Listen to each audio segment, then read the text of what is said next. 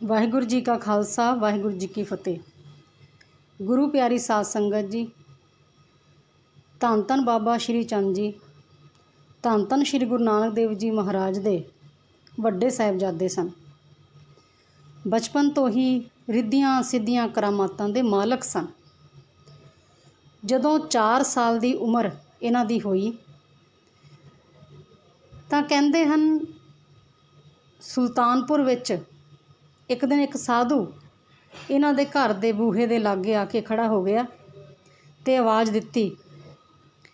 माता सुलखणी जी ते भूआ नानकी जी अंदर घरोगी कम्मां विच रुझे होए सन।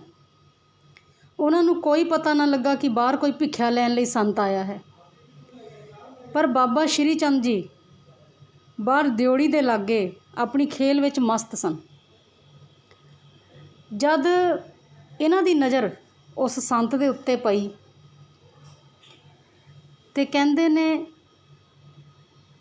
इन्हां ने अपने बड़े सोहणे छोटे छोटे कोमल हत्थां दे नाल उस संत नूं ठहरन दा इशारा कीता ते प्यारी प्यारी सुंदर सूरत वाले बाबा श्री चंद जी मुस्कुरांदे होए छोटे छोटे पैरां नाल तुरदे होए अंदर एक कमरे वाल चले गए।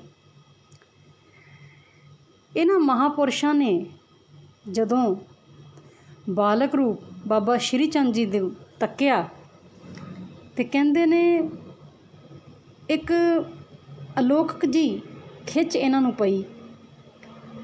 अंदरों सारा शरीर ठर गया, शांत हो गया।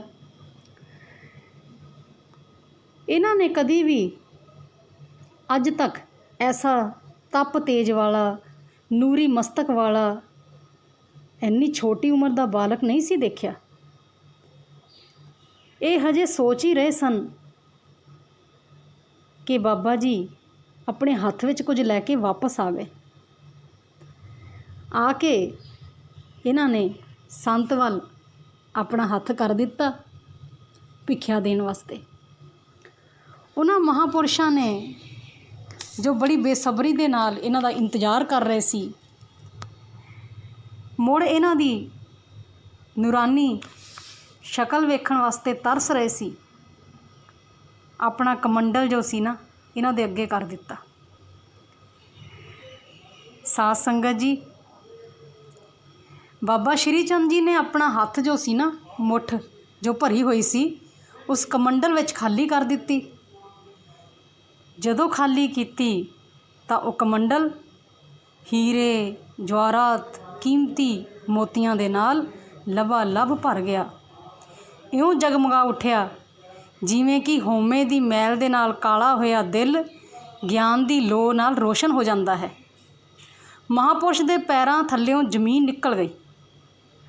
डोर भोर होके कहन लगा, हे प्रभु, हे मालक जी, ये निक्के जहे रब जी, तुसी ये कैसी भिख्या दिती है। मैनू हीरे जवाहरात नहीं चाहिए, मैं इन्हां दा की करना है दाता।